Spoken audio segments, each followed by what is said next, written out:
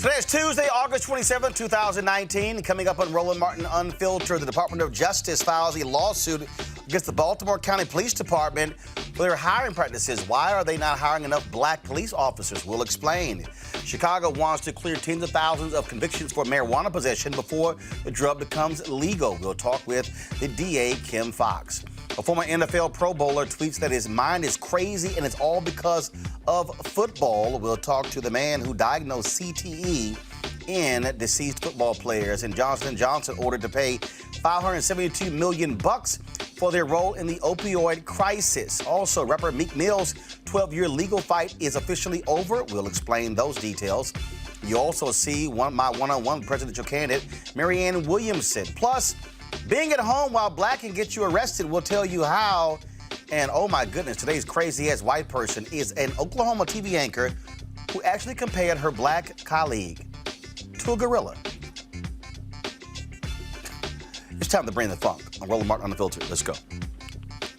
He's got it. Whatever the miss, he's on it. Whatever it is, he's got the scoop, the fact, the fine. And when it breaks, he's right on time and it's rolling. Best believe he's knowing. Putting it down from sports to news to politics. With entertainment just for kicks, he's rolling. It's on go, roll, y'all. It's Roland Martin, yeah. Rolling with Roland now. He's funk, he's fresh, he's real, the best, you know he's Roland Martin now.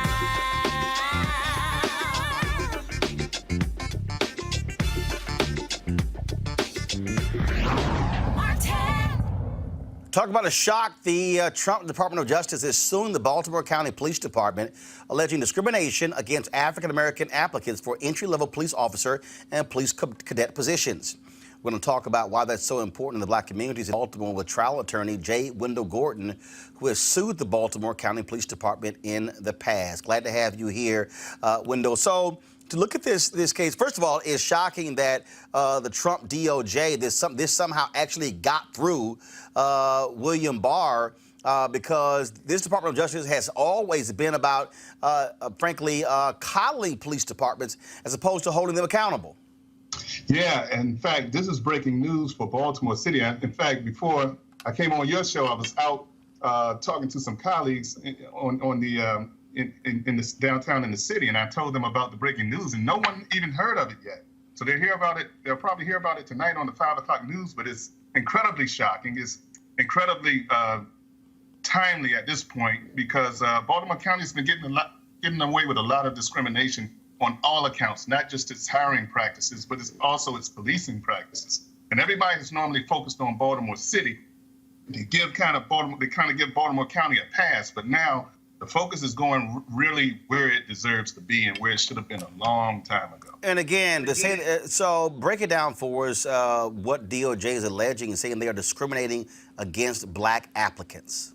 Apparently there was some testing that was taking place, and the African-American applicants weren't faring very well on this testing, but the white applicants were. And when that occurs, there's supposed to be some type of recognition and basically fixing this problem, and that hasn't occurred. So basically DOJ said, yeah, you discriminated. It wasn't intentional, but it's still discrimination and you have to fix it. And while you're fixing it, you have to restore these African-American applicants to where they would have been had the testing process been fair. And basically what we're looking at is an unfair testing process that allowed African-Americans not to be hired because they could not pass the test, not because they didn't have the aptitude to pass the test, or not because the information contained on the test is relevant or important to their abilities to perform their duties, but because it's basically just discrimination. What people don't understand is that when you talk about discrimination in police departments and fire departments, the testing has been an issue we have seen since the 70s. We've seen this take place in New York and Chicago, all across this country when it comes to the test. I agree with you. And this is basically the ghost of the past where we used to fight very hard and valiantly to get some of these issues resolved. Now here they are rearing their ugly head again. in 2019, and not to the surprise of anyone, but certainly to our dismay. I mean, we're just tired of it, and I'm glad that DOJ is finally doing something about it. I wonder how much the actual Trump administration had to do with this. I wonder if they even know what was going on, because it seems so opposite or contrary to the views that he seems to hold on a national level. But believe me, I was shocked. In fact, when I heard on your show that it occurred, because that's where the news broke. It actually broke on your show. No one's talking about it. As I said, when I was talking about it, no one even heard about it. So when I heard about it, I was like, wow. I said, okay, we'll see what happens with this. All right. Well, Jay Wendell Gordon, we certainly will follow this to see what happens next. Thank you very much for joining us on Roland Martin Unfiltered. Thank you. All right, then, folks. Let's go to our next story, and that is possession of an ounce of less of marijuana will be legal in Illinois beginning in January.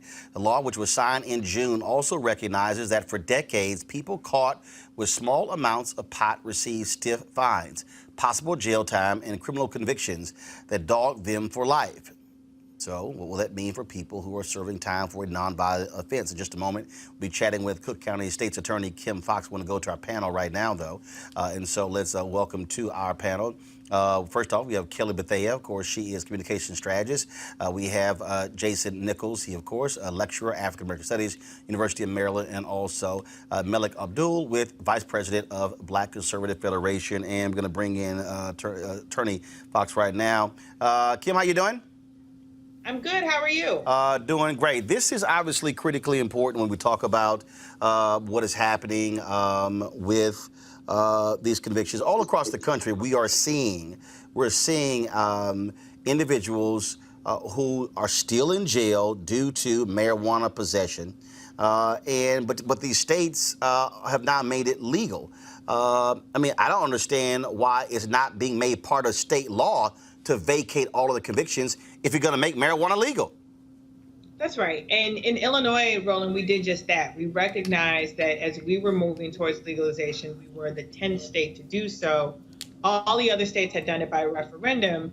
We were doing it by legislation. And so we made sure that we were at the table to say that any legalization bill would have to have conviction relief for people who were already convicted for marijuana possession. And so I'm very proud that we sat at the table as part of those discussions. And when the law takes effect January 1st, we have a mechanism in place for those who had previous convictions to vacate those convictions and ensure that no one is sitting in our jails for previous marijuana. How many folks are we talking about will be impacted by this? You know, we have estimates up to 770,000 people statewide. Here in Cook County, we have about 72% of those folks of that 772. Wow, that is a huge, huge number. And if somebody is in prison right now due to marijuana conviction, then what happens to them? Certainly, we would review their record. You know, under the Illinois law, most of the automatic expungement for people who had 30 grams or less of marijuana, that would be considered a misdemeanor. And so there are very few people who are in jail or prison for misdemeanor marijuana. For anyone who has 30 grams or more, up to 500,000 or 500 grams, that's a felony. What we can do is then review those who are currently incarcerated to petition to have those folks released. What are other DAs around the country? What are they also saying when it comes to marijuana convictions, even in places where they have not made marijuana legal? Are you seeing that this action likely to be taken in a lot of those places as well? Absolutely. You know, Marilyn Mosby out of Baltimore has been trying to do vacating of convictions as well, even though it has not been legalized in Maryland just yet. Eric Gonzalez in Brooklyn has also been looking at this. George Gascon, who is the DA in San Francisco, where it is now legal in California, has been working on this. I think what you'll find with the growing number of prosecutors is they're not prosecuting low-level marijuana cases anymore because it is not fair, it's not equitable, it disproportionately impacts Black and brown communities. The question is, just because we've stopped prosecuting, what are we doing about righting the wrongs of the past, the previous convictions? And you're seeing a lot more efforts now of prosecutors doing that. When you talk about, obviously, with these convictions, are you also seeing a change among state legislators to be more understanding of sort of this tough on crime sort of stance and realizing that, frankly, that's contributed to mass incarceration in this country? Absolutely, absolutely. I would say that the state legislature here in Illinois was very mindful of that, not only on the conviction relief part, but on the equity of who gets to participate in marijuana sales, recognizing that people who had these convictions would be left out of the ability to make money in this new market and put in place processes that will allow for those people to participate. Additionally, our legislation said that we were going to reinvest dollars into those communities that have been impacted by the war on drugs. Our governor is signing off on the vacating of these convictions and expungements through the Prisoner Review Board. So we're very fortunate in Illinois to have a legislature that recognizes legalization must come in the form of equity and justice for communities that have been impacted by the war on drugs. Absolutely. Kim Fox, we certainly appreciate it. Thank you so very much for joining us. Thank you, Roland. I appreciate being on. All right, let's go to our panel here. Kelly, I want to start with you. I mean, it's important because, again, now you have these states that are profiting off of marijuana, and they should be vacating these convictions. No, they absolutely should. It shouldn't have been a crime in the first place because marijuana, once upon a time, was just kind of almost like the equivalent of persona non grata. No one really thought about it. But now we're in a place where, thankfully, it's not. At least in D.C., it's becoming more commercialized, and people are actually seeing the medical benefits of marijuana. And I think that hopefully people all over the country will see that. But on a side note, I think that once white people actually become affected by something, that's when it starts to become, radically changed. We're seeing this with the opioid crisis, first with crack. People didn't really think about it and just thought it was like a black people problem. But now that opioids are in the white community, now all of a sudden it's a health crisis. Although it was supposed to be that in the first place, I kind of liken that to the marijuana. It was never a bad thing. They just criminalized it because I feel like black people were using it. So I just couldn't agree more with the decision that Chicago's making. I think that a lot of lives will be changed for the better because of it. Jason. Yeah, I mean, I agree. We've known for a long time that marijuana is, not a gateway drug. It's something that people use recreationally. I think there's something as many as 80% of Americans believe that marijuana should at the very least be decriminalized, if not completely legal. So it really doesn't make sense that we made this kind of crime, and I think we've been profiteering off of it, whether it's through private prisons or the mass incarceration. There have been many people who have been profiteering, and now definitely these people's sentences should be vacated. And not only that, I would also add that a lot of marijuana dispensaries in places that it is legal, very few of those have been licensed to black people. And so I think that that's another thing that needs to happen, is that if people are going to profiteer off of marijuana, then I think our community deserves our piece too. Bellick? Well, this is one of those moments where I can say, good job, D.C.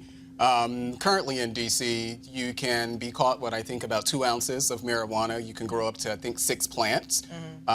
Just recently, it was the mayor. She actually, and it's in the process now, where she's getting ready to sign a bill to legalize recreational marijuana.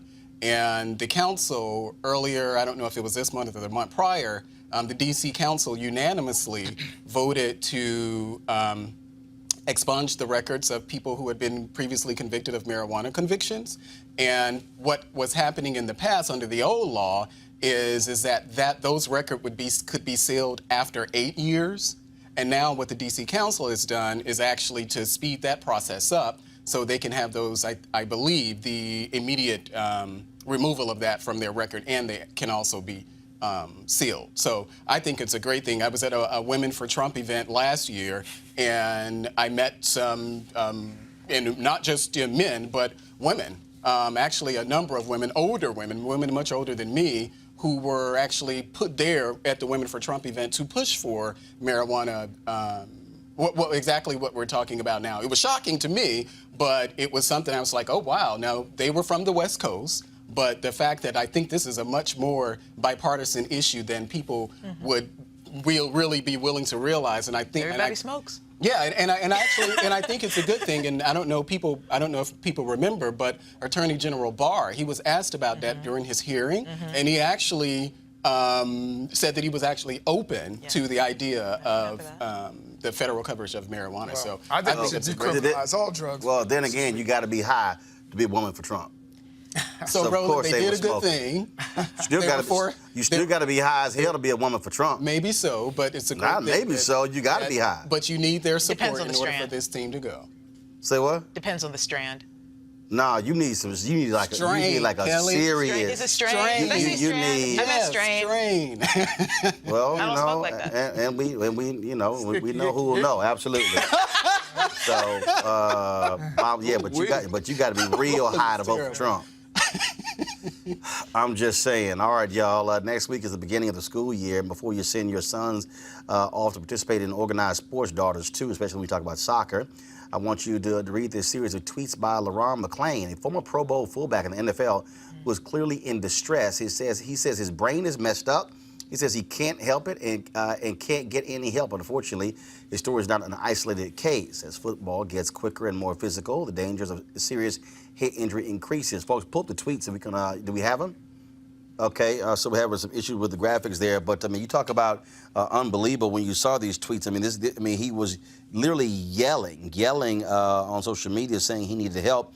Spent several years in the NFL playing fullback, a position, of course, where they led with their head all of the time, and you also have, of course, players who are fighting the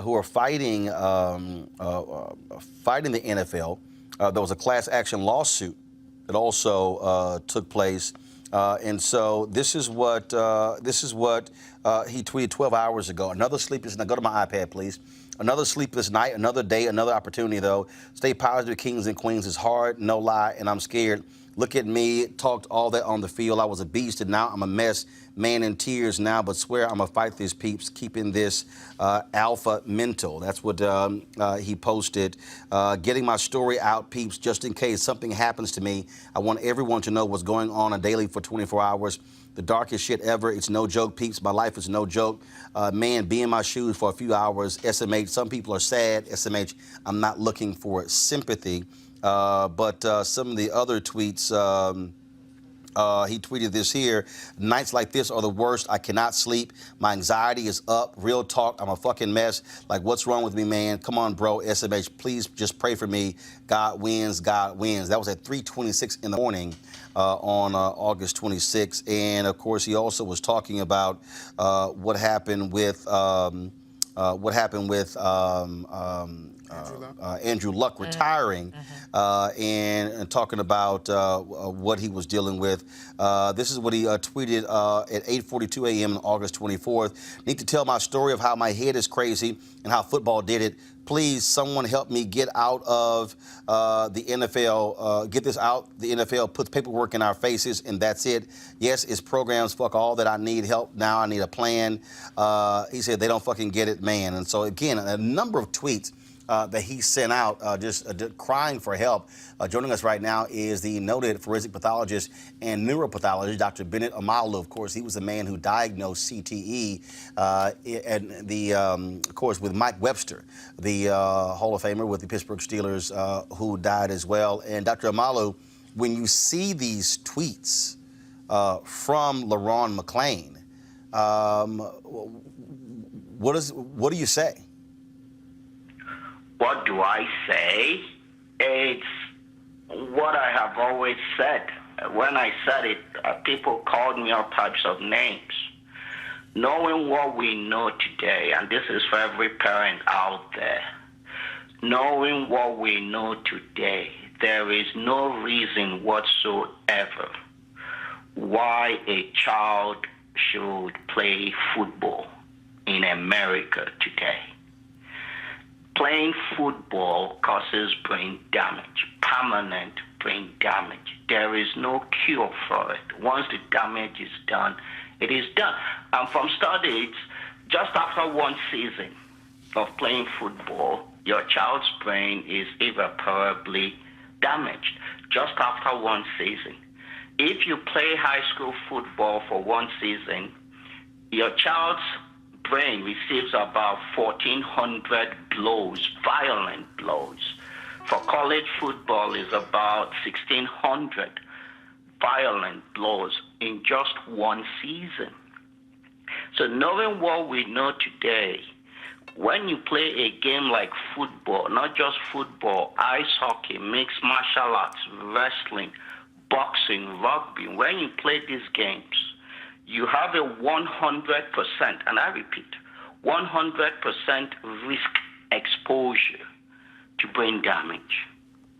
So cases like this, I receive so many emails from all around the world on daily basis of people like the person we're talking about.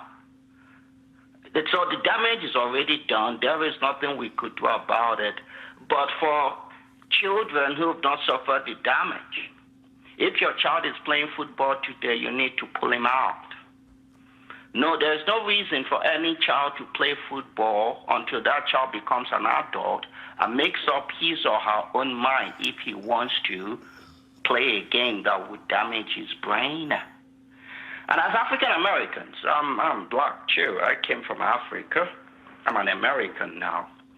The single group that suffers the largest amount of exposure and damage are African American men. So this has become a civil rights issue of our time. Many young black boys are damaging their brains. When you play this game, you suffer from major depression. You have almost a 400 to 600% increased risk of committing suicide. You lose your intelligence. You're less likely to attain high levels of education. You're less likely to get a job that requires complex thinking. You're less likely to become successful in life. You're more likely to become an alcoholic.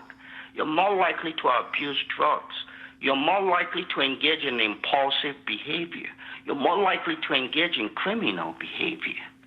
This is very well established.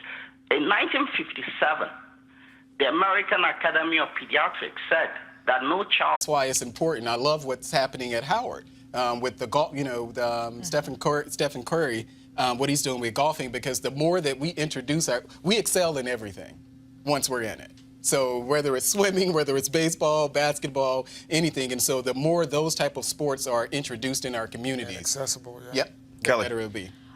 Just to piggyback off of what Malik was saying, I'm a little conflicted about this because while I agree with the doctor, at the same time, this has to deal with access. A lot of schools don't have baseball programs. A lot of schools don't have golfing programs or swimming programs, let alone a swimming pool. So all you have at these lower, elementary level of education, these institutions, elementary school, middle school, high school, is a football field. It's not a question they don't have it. Bottom line is football's a revenue-generating sport. No, and so it is, and the reality is, out of all those sports you mentioned, football actually has more players. So the problem is you have 30 or 40 or 50 people on 60, 70 on a football team where, hell, that might end up being 5 sports combined. The reality in America is that football is a revenue-generating sport. And I agree with you. It's money. I mean, it's just flat out. You're absolutely it's right money. that it's money, but I also understand the fact that there are schools out there that don't have other programs. No. They don't have other programs because football is a revenue-generating sport. Right, so they invest in the football and not into the other programs No. have. It's not that they invest in the football program. The football, this nation, football now is a religion. Right. Football now owns Sunday. Right. Okay. Yeah. Right next to church. So what has happened is it is so deeply embedded. The NFL is a $10 billion a year corporation. They make more money than all of the other professional sports, including the NBA. You look at it on the college level, you take the Big East. The Big East became the Big East because of basketball. Georgetown, Syracuse, Villanova, Connecticut. When football money came in, it completely decimated the conference. Why? Because you cannot compete with football money. And so the problem in America with football is money. And the people, and it is so massive. Pro, college, high school. You've got high school stadiums in this country, several in Texas, with $60 and $70 million high school stadiums. So the problem in this country are those who are profiting from football, who are not concerned at all about the health piece. But I'm not necessarily talking about just high school. There are Pee Wee football teams out there. Yes, money. What I'm trying to say, I understand your point about access, but what I'm saying is, what they're doing is, their deal is, this is about money. And so they're making money in Pee Wee. They're making money in elementary school and middle school. They're making gobs of money, and you wouldn't think so, but that's what's driving this deal. And you have people out there who are saying, as long as that money train is going, all right, your head might hurt. Okay, we could teach you how to tackle a different way. But that's what's going on here. And in that movie, Concussion, what the doctor said is, and the problem is they're seeing the shift now. In Concussion, there was that scene where he said, if just 10% of parents pull their kids from youth football, the whole system collapses. Because it's about money. And that's what the NFL is. That's what college football is. That's where high school football is. And that's why they fought Amalu like crazy. So they're not trying to put the money to create those other sports, to create the alternatives, because folks are saying we're getting paid with football. And that's what's driving it. It's the profit of football. And that's what's scary. Real quick. I just wanted to add to that. If you visited places like the University of Alabama recently, Roll Tide. all new buildings. Roll Tide. I mean, it's funds to school. I mean, it's crazy. Oh, the arms race in college football is ridiculous. Yeah, I mean the amount of money being put into, and first of all, let's just be clear, only a handful of athletic departments actually make money. Oh, absolutely. That's the other thing. Yeah. I mean, it is so, and I'm telling you, what is happening is, but see, we also got to go beyond this. What is the other hugely sport that's popular among kids? Soccer. They're now seeing massive brain injuries because you that was my hit with your head. So it's well, that's what I wanted to get at, because I was a soccer player up until 13, 14 years old, and I don't know whether I got concussed much because of my position. I didn't have to deal with, that much contact. But at the same time, any sport that requires you to move at that speed or be that agile or have any type of ball coming to your face. Baseball has concussions. There are people who suffer from CTE from baseball and CTE from soccer. Not at the same rate. Not at the same rate. It's repetitive. Right. And I get that. It's like, so in boxing, for example, anybody will tell you it's better to get knocked out with one punch than to be, repeatedly knocked out on your feet. And that's the thing, is it's the repetition, play after play after play. These people are running into each other. And some places have actually banned using your head in soccer. Right. Yeah. So I understand the predicament. I think we need to come to a conclusion as to exactly, are children going to be allowed to play sports at all? Because there are areas where sometimes that sport is the child's ticket out of whatever predicament they're in. But that's the problem. But see, that's what they prey on. Absolutely. That's what they prey on. If sports is the ticket out for maybe one kid, right? Maybe one. I mean, if you take a neighborhood, you take a traditional neighborhood, maybe one kid in the entire neighborhood. And that person becomes over the course of 22 years. That's the legend. Will become a pro. Yeah. Maybe.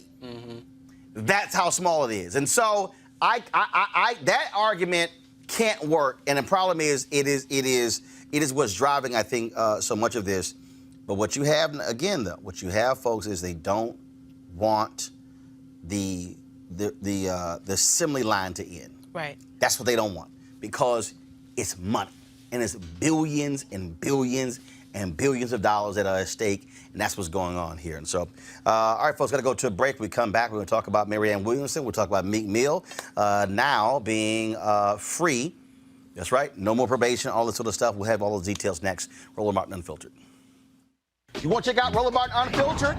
YouTube.com/Roland S. Martin. And subscribe to our YouTube channel. There's only one daily digital show out here that keeps it black and keep it real. It's Roland Martin Unfiltered. See that name right there?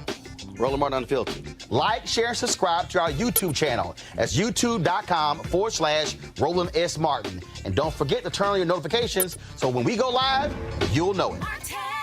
All right, folks, you heard we talk a lot about marijuanastock.org. Why? Because I want to keep you informed of investment opportunities that make sense.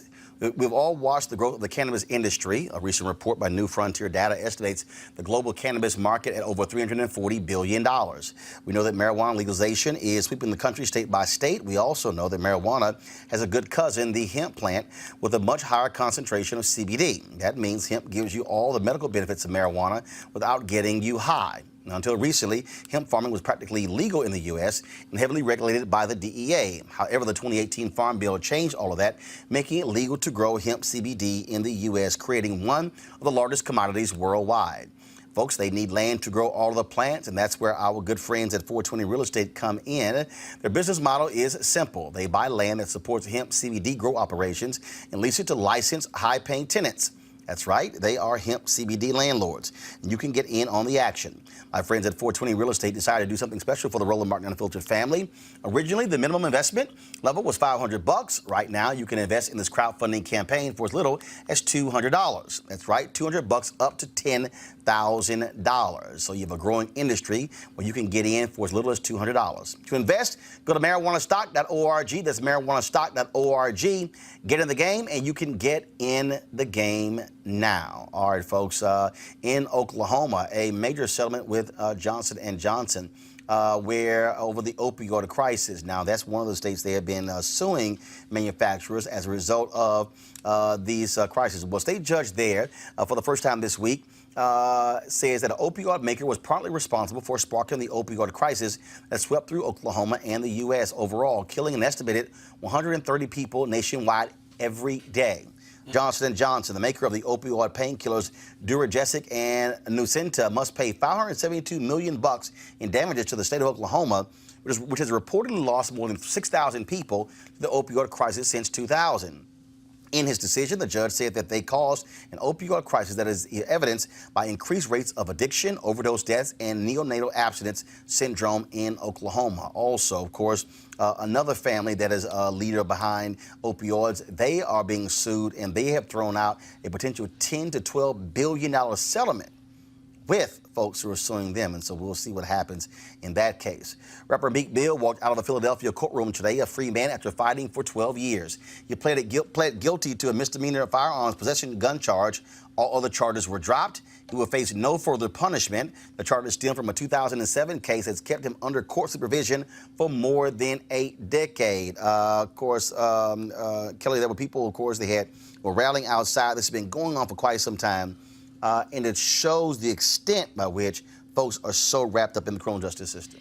And what's really frustrating about the entire thing is the fact that because this is such a minor charge, all things considering, the fact that he has been under the thumb of the court system for well over a decade because of this one thing. Right. That's just ridiculous to me. I've seen with, personally, so many other cases with, just absurd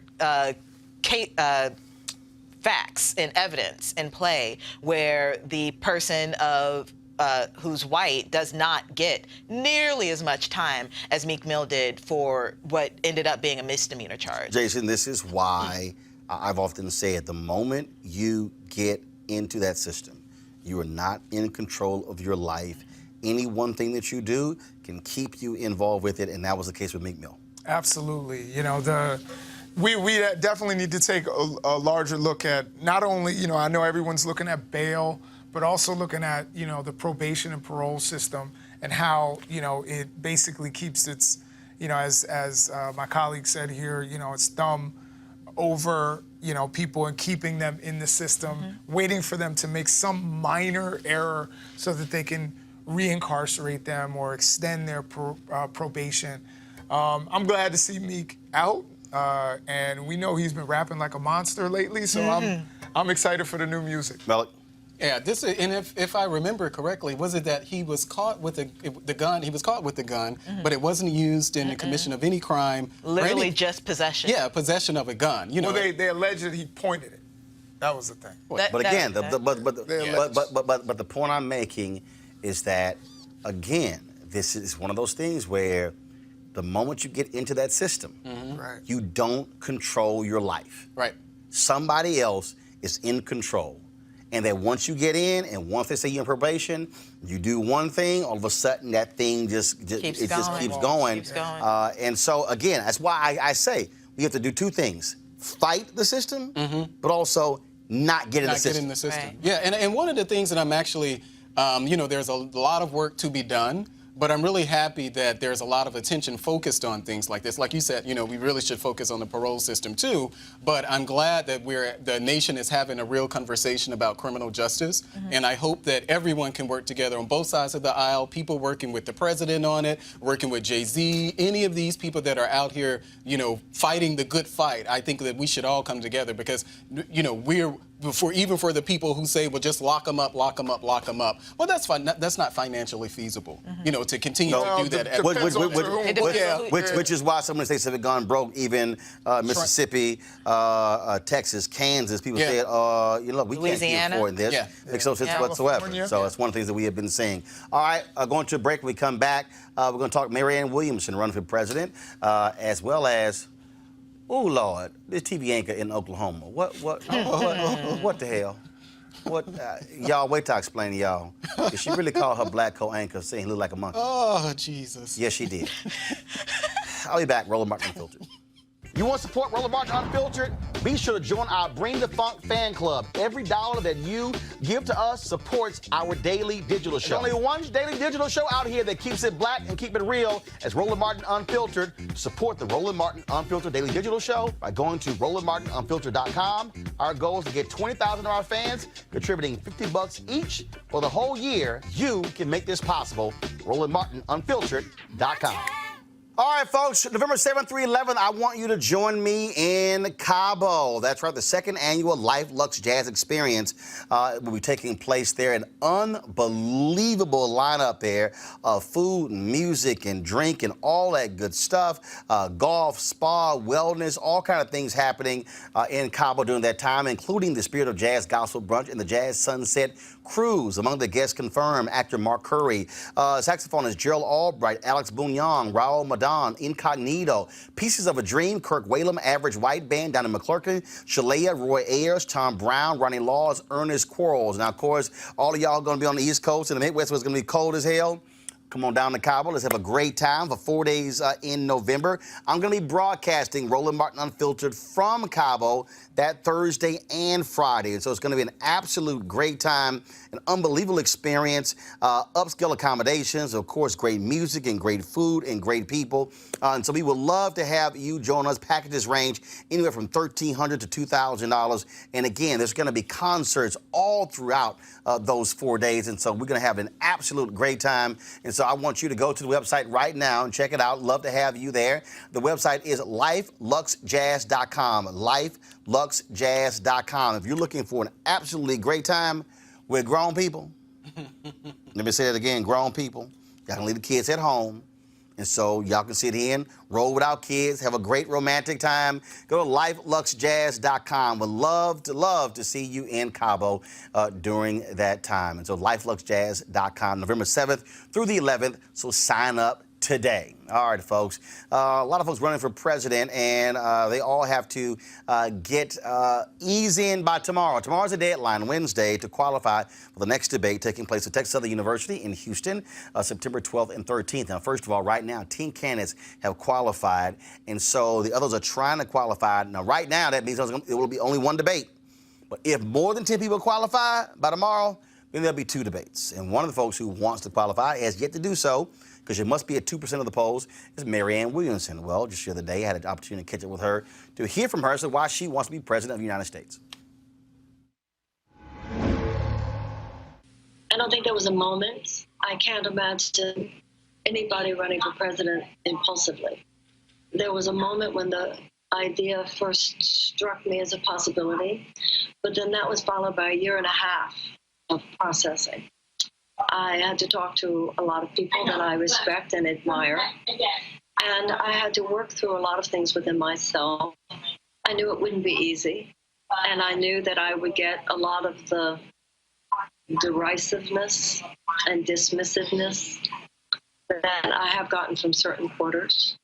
I'm not at a point in my life where, like my daughter said, Mommy, why do you need to do this? But I think that for me, as for so many millions of other people, Donald Trump's election changed everything. And a lot of the questioning and considerations that might have had pertinence before he became president sort of drop away.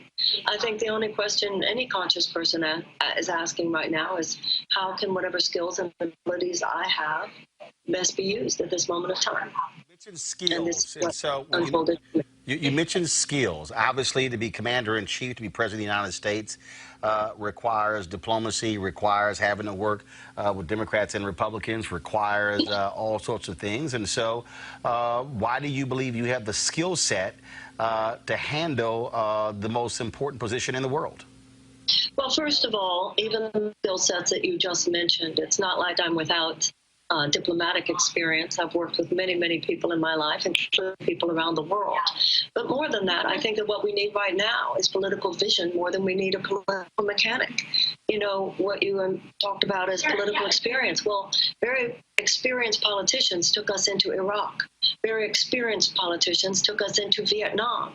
Very experienced politicians went along with the war in Iraq. You can have the best car mechanic in the world, but the best car mechanic doesn't necessarily know what path you should take to Cincinnati. And that's what we're lacking now. We have plenty of political expertise, but what we lack is political vision. FDR said the primary job of the presidency is moral leadership. He said the administrative aspect is secondary. And I also believe that not only do we need the skill set with which to govern the country, and I do believe that I have that, but we need the skill set that's going to be necessary to defeat Donald Trump. You know, the Democrats, there are differences, certainly. There are differences in our policy positions, but in general, there's a chorus here. There's a common chorus. But a lot of Democrats now are talking about our plans, but notice nobody's having the conversation about what is our plan for defeating Donald Trump. And I believe that the conversation that the conventional politicians are having right now, they're sharpening their knives. But Donald Trump will be bringing a big gun to this battle, not just a knife. And I believe that the particular skill sets that I have are missing. You know, I heard someone the other day say, what is she? She knows about motivating people, inspiring people. And, you know, my thought was, yeah, you might want to think about that.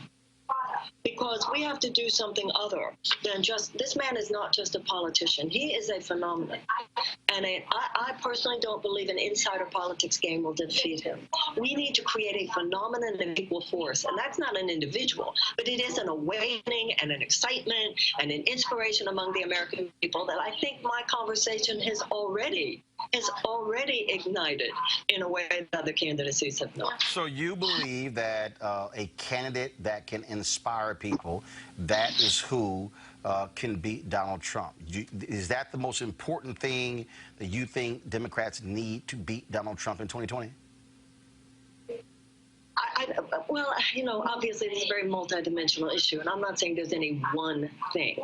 But I do believe that, look, let's just look at the math.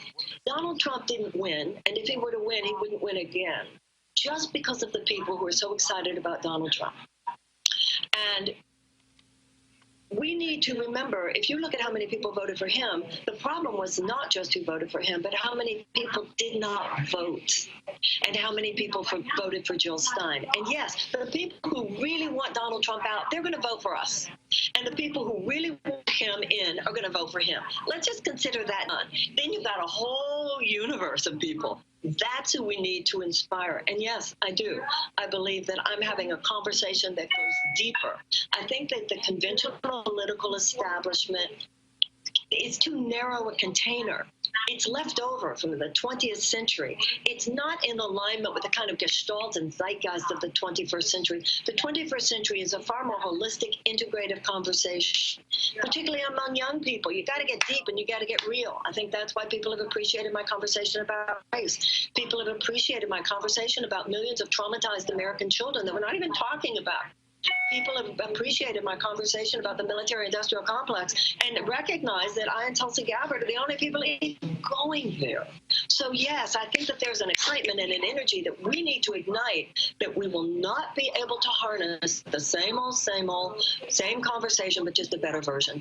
I don't think that that's going to get the job done. I mean, look, getting that job done, as in defeating Donald Trump, is the most important thing. I mean, there's no question about that. You mentioned but I think we're going to need to do more than some people seem to think if that's going to happen. You mentioned talking about race. You talked about reparations in various debates as well.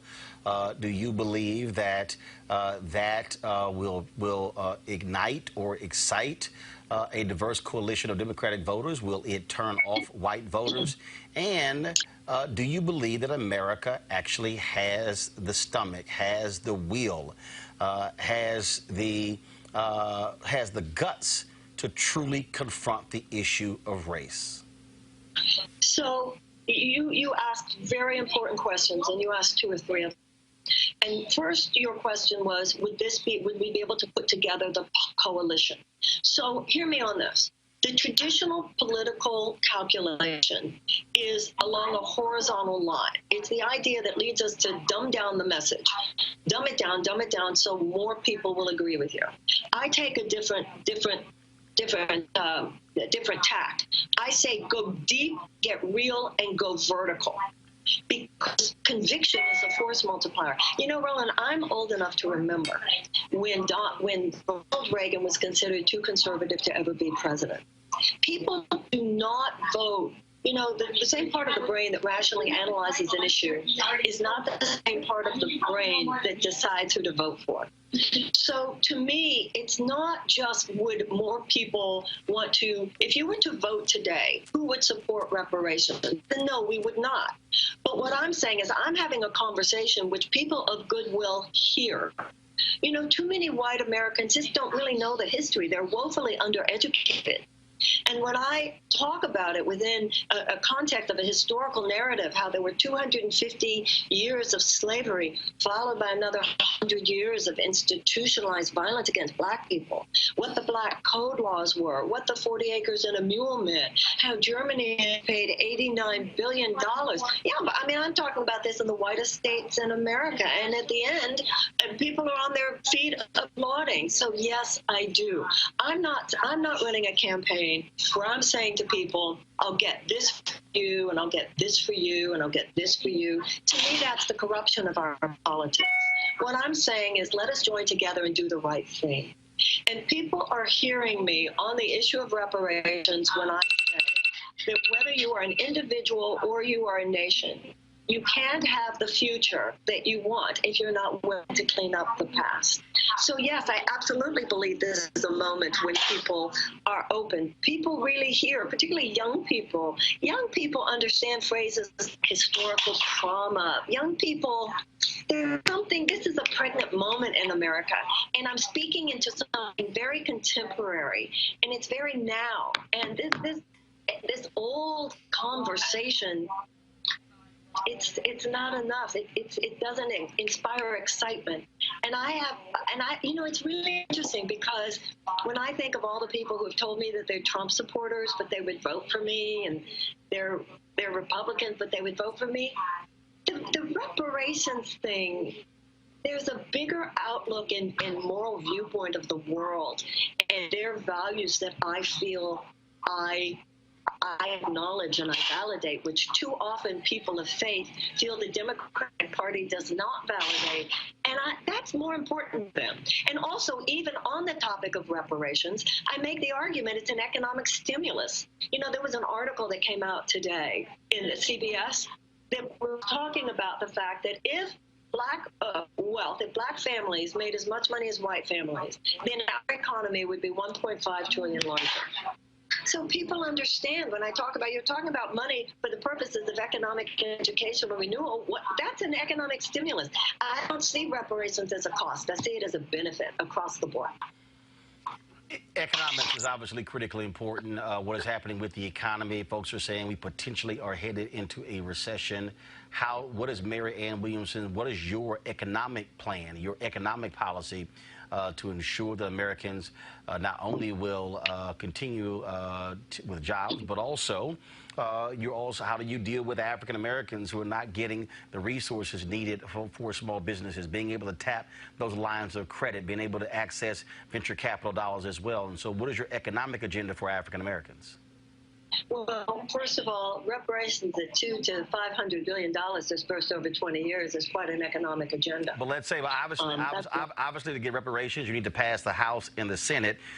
So let's assume first and foremost that the votes are not there. Okay, so then what do you do to what is your economic policy if that doesn't happen?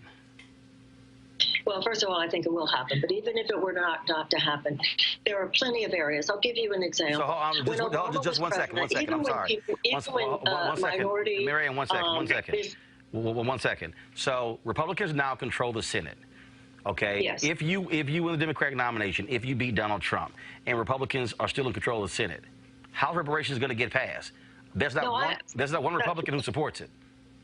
No, definitely I understand what you're saying, because you're saying if it doesn't get passed, what are you going to do for Black America? And I certainly want to answer that question. Go ahead. But now going back to this question, to be honest, Roland, if I'm elected president, there's a shift in the consciousness of the American voter. So I think it's a really good assumption that if the American people have shifted enough to elect me president, I think there's a real good chance people have shifted enough to elect a lot of people with a kind of different consciousness, whether it actually replaces Mitch McConnell or not. Okay. But your question is certainly valid, which is, what if he's not there? What would you do for Black America?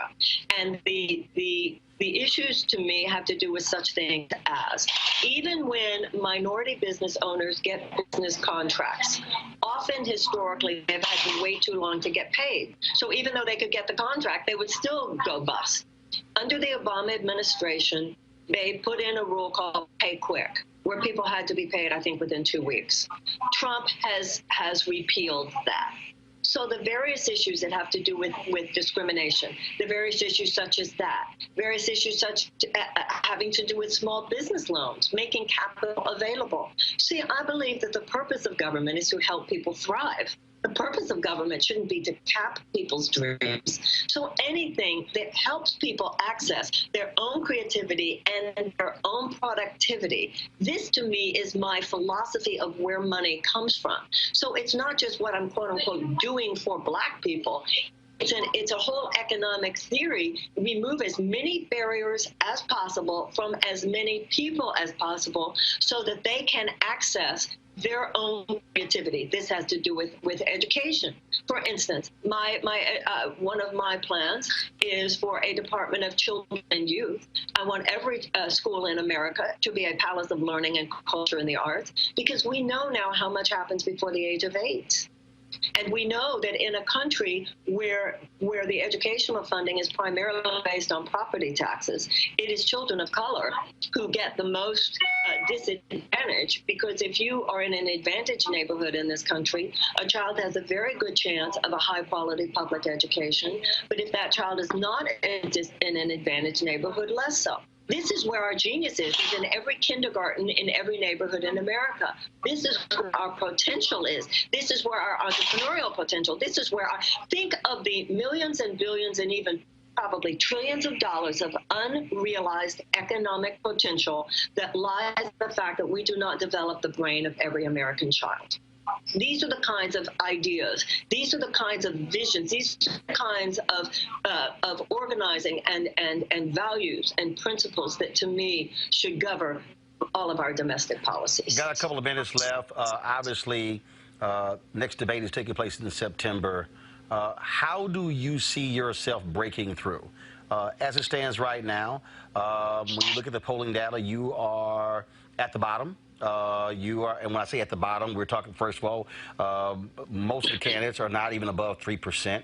So what do you need to do to catch fire to get folks interested in your campaign? I think after the second debate, there was a lot of talk about me, obviously. I was considered the breakout candidate by most voices.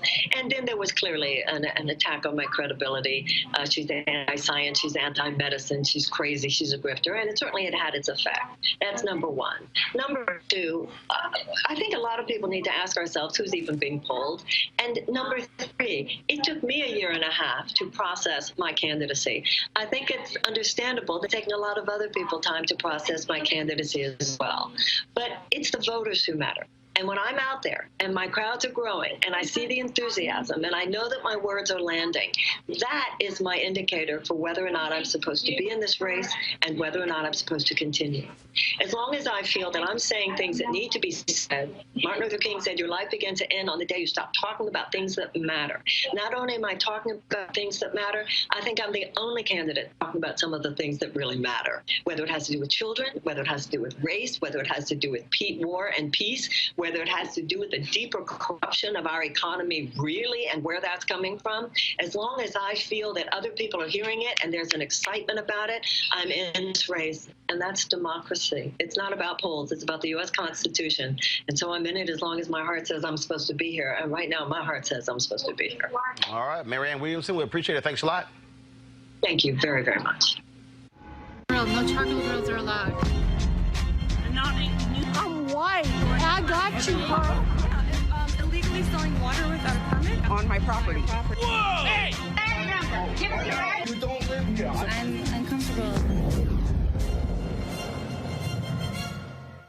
All right, y'all. What in the hell? What possesses a crazy-ass white woman to compare her television co-anchor to a damn gorilla?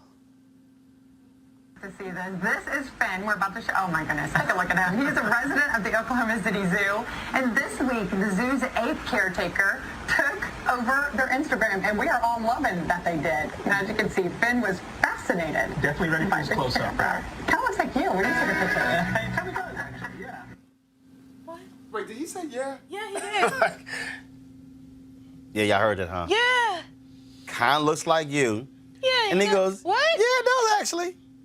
So they, of course, you know, had to come on the air, and there had to be an apology. Press play. Because I want to apologize. The only time co-anchor Jason, but to our entire community. I said something yesterday that was inconsiderate, it was inappropriate, and I hurt people.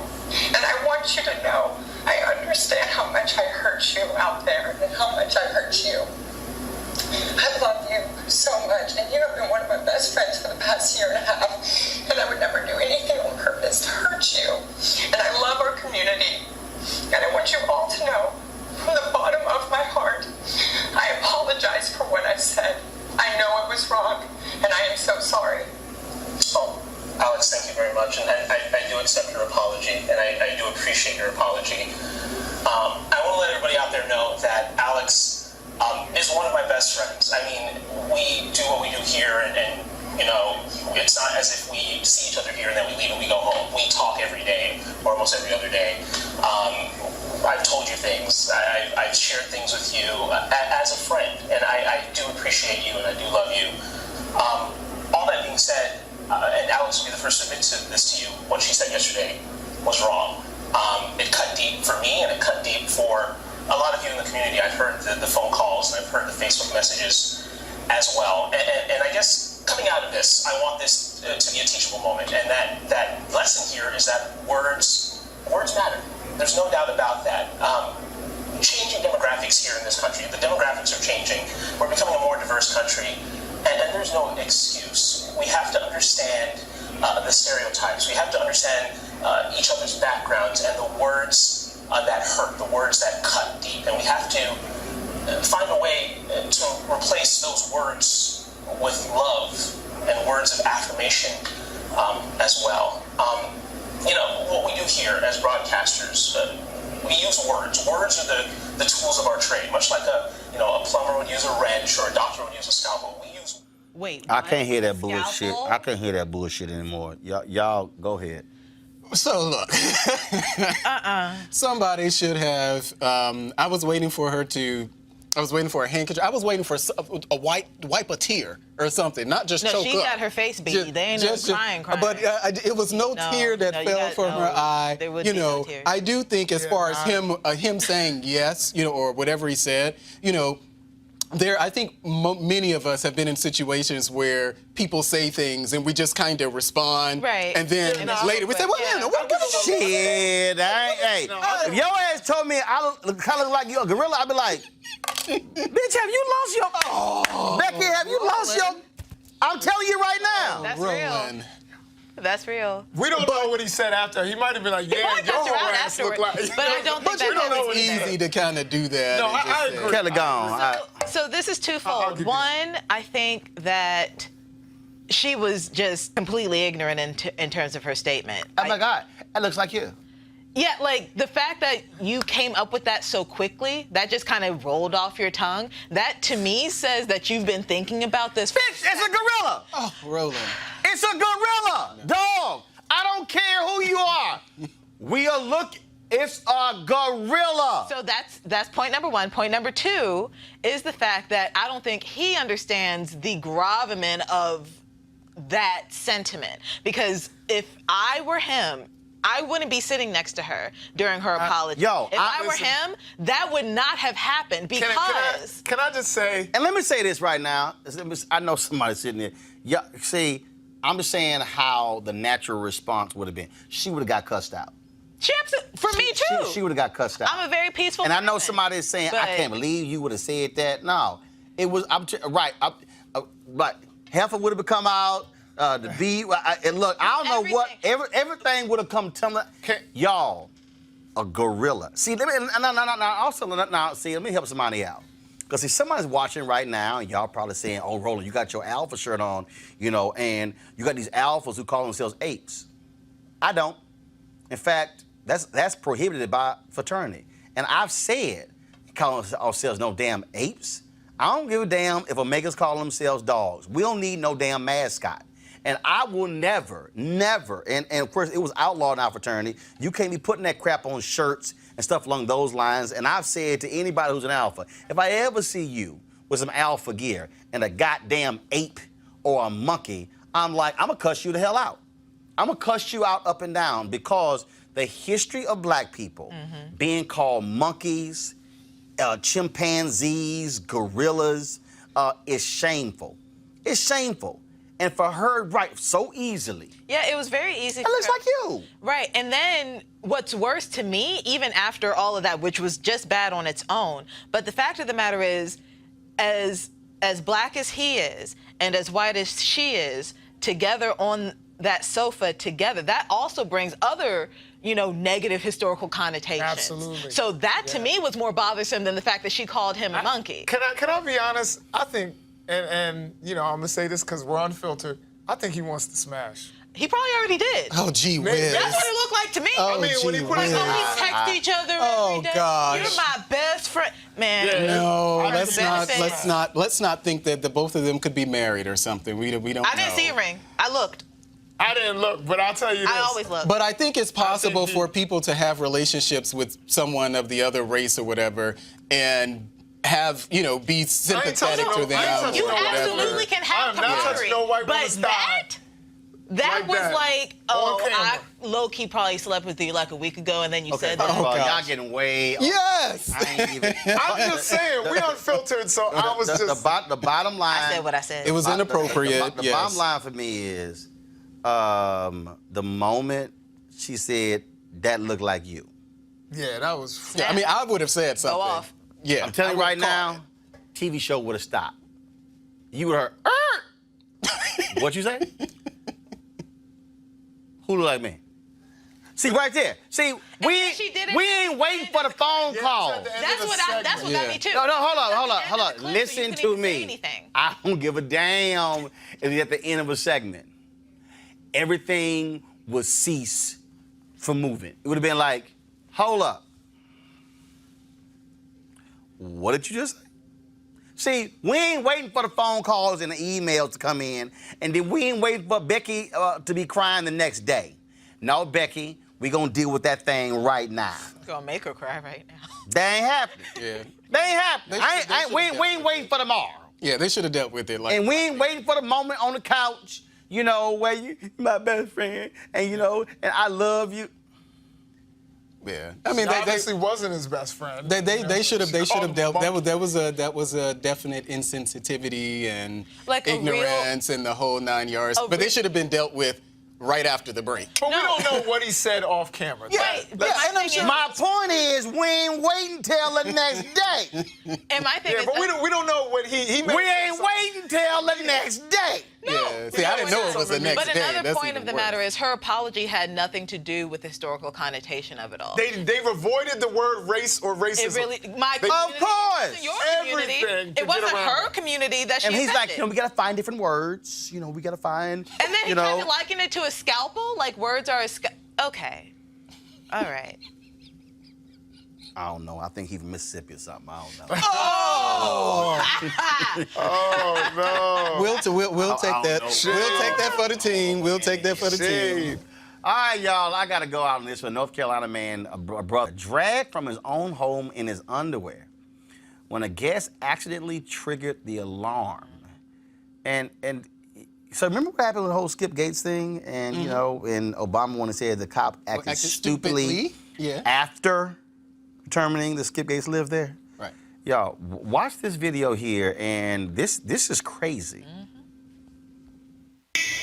You're inside, make yourself known. Hey, you probably can you just hold the camera real quick? Hey, come on out with your hands up. Yeah. I'm out. Just cut. Okay, all right, just come on out. You got a firearm in your hand? Yeah. Drop the gun. Drop the gun. Okay, come on out here. Come on out. Come on out here. Just come on out for me.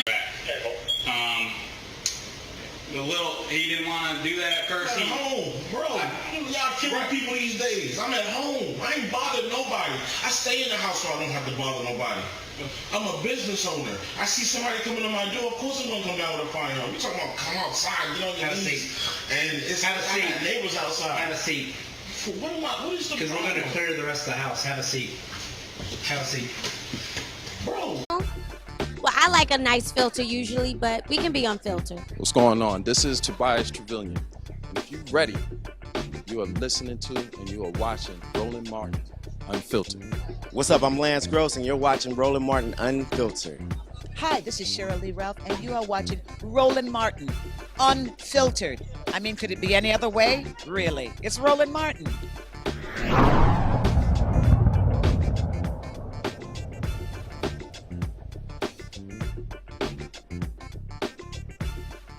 You want to support Roland Martin Unfiltered? Be sure to join our Bring the Funk fan club. Every dollar that you give to us supports our daily digital show. There's only one daily digital show out here that keeps it black and keep it real as Roland Martin Unfiltered. Support the Roland Martin Unfiltered daily digital show by going to RolandMartinUnfiltered.com. Our goal is to get 20,000 of our fans contributing $50 each for the whole year. You can make this possible. RolandMartinUnfiltered.com. Hey fam, want to check out Roland Martin Unfiltered, the blackest show on all of digital, cable, and broadcast. Check out our audio podcast. There's only one daily digital show out here that keeps it black and keep it real as Roland Martin Unfiltered. Press play.